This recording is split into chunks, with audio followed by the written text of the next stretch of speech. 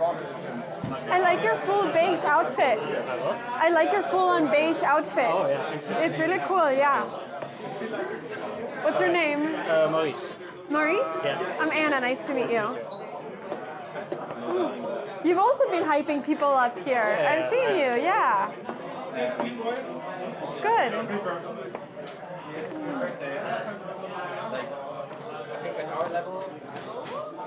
Is it 3 plus 2? It is 3 plus 2, yes. Are you better or worse than my previous opponent? I probably have a negative win rate against him. An active win rate. Negative. It was in this moment that I started getting a little bit suspicious. It clearly seemed as if he was a lot better than my previous opponent, and so I didn't really know what to expect. To give you a bit of context, I was visiting a tabletop cafe in Amsterdam to visit a small chess club whose name I cannot pronounce, but will put down in the description box. I'd been there for a few hours and had beaten most of my opponents up until that point, but I was now facing the first person that made me question how the game was going to go. He started with e4, and I considered my different options, but I played c5, which is my main opening, and now he went bishop e2, and this I thought was very passive. I have very rarely seen that move, and I've played the Sicilian for a lot of time. So he went f4 and tried to get some sort of Grand Prix opening situation, and I ended up going d5. There's a saying in the Sicilian that if you are able to play d5 and the Sicilian is black, then you're typically fine. And I had equalized just after a few moves, so I was really happy with my position here. You seem very experienced in this opening. I didn't even know it was an opening. It's Simon Williams' chessable course. Here he started mentioning that he had seen this opening in a chessable course by Simon Williams, and I thought, if this guy is getting chessable courses from grandmasters, he must really be into chess, and he must take chess pretty seriously. So I started getting even more suspicious about this. I simply developed, and he went king h1, and I just couldn't believe my eyes. King h1? In half a second? He told me it was because he wanted to avoid any problems from me playing queen b6 and that diagonal being open, but I just thought it was a very fast move to do and the sort of move that you don't really do as a beginner. So he went queen e1 to get his queen onto my king side, and I went f6, which is a very common way of dealing with a pawn on e5. I really wanted to get rid of that pawn because it was completely dominating the position. And there's not really any other way for me to get rid of it. So here I thought that he must capture my pawn, as otherwise I'll be almost winning that e5 pawn. But I was thinking about what I should capture back with. So he captured the pawn, and I thought, do I take it back with the knight or with the bishop? And now the question is... I ended up taking it back with the knight. The idea being that I wanted to push my d-pawn one step and then get my knight onto d5. I thought that over there my knight would be absolutely fantastic. He played knight g5 to put some pressure on my e6 pawn, and I realized that my e6 pawn was starting to get a little bit weak.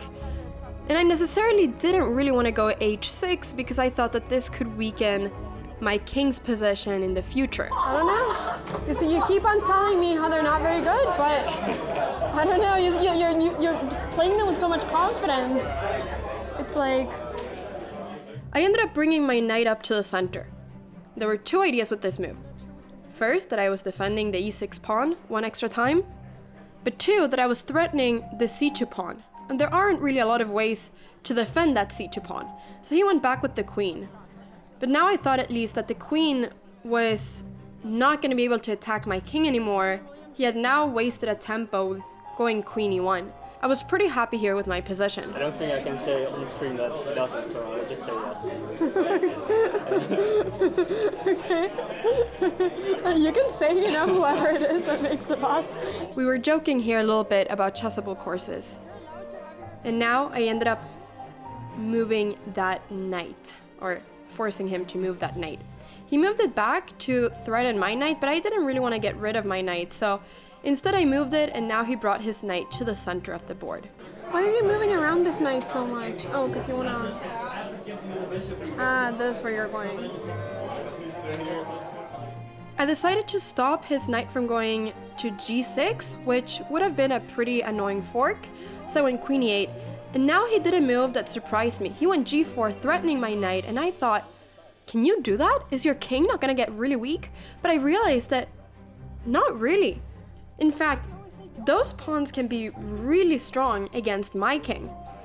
So I ended up trading my knight for the bishop, and then I retreated with my knight to make sure that we could exchange our knights, because I really felt like his knight on e5 was extremely strong, and I also wanted to prevent him from going g5, threatening my knight. So I moved back my knight, and here he was thinking for quite a little bit. He ended up just developing his other knight, and I traded. He took back with the pawn, which I expected him to take back with the queen actually, to keep the tension on my e6 pawn. I traded rooks so that he would not be able to, well, be the one trading rooks basically. And I was also asking him what he's gonna take back with. He took with the knight, which made a lot of sense, as he needs to move that knight anyways, and then I opened up the diagonal because I really wanted to bring in a bishop that could attack his king. What are you up to, Maurice? I developed my bishop to place it on c6. I thought that my bishop would just become incredibly strong there.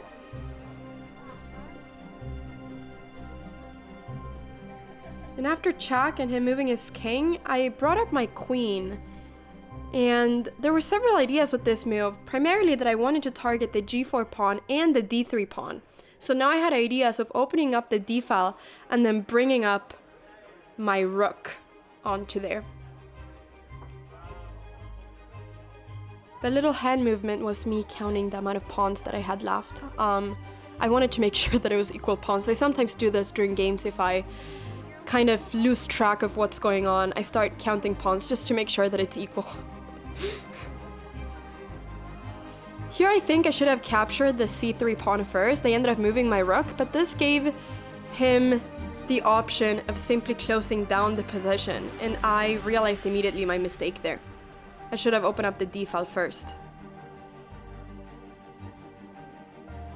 So I regretted my decision of placing the rook there and moved the rook to f8. He brought up his knight, and I felt like I had to have something here. It just felt crazy that my bishop was so strong, but that there was nothing. So I wanted to open up the position. I decided to ask him to trade bishops. He did not do anything, he just defended his pawn. You're defending everything. At this point our time was very low. I had 20 seconds, he had 30 pretty much. So this was a bullet game. Oh wow, that knight is very annoying. My time kept ticking. I started panicking a little bit, so I just went b6, which I knew was a fine move. But I didn't really know exactly what to do. I moved back my bishop.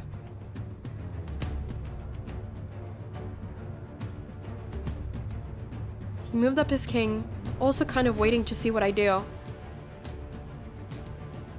But then I realized that his king actually had a purpose.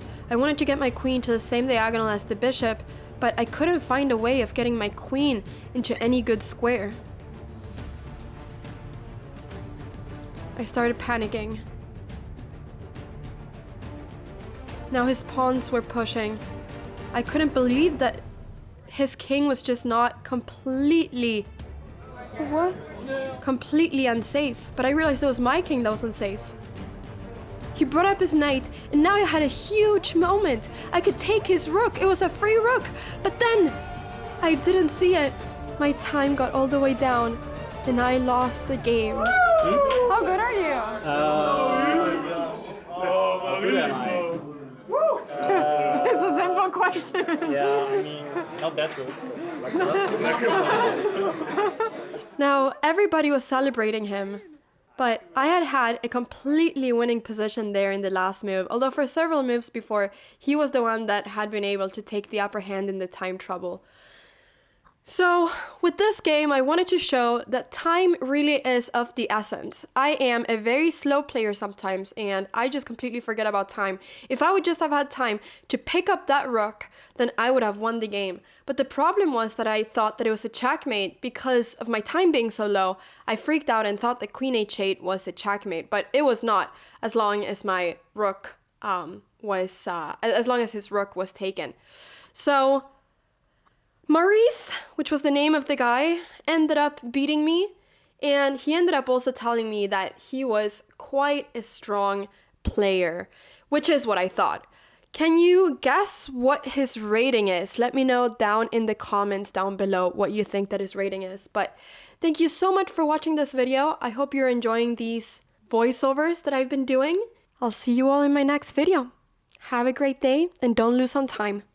Bye!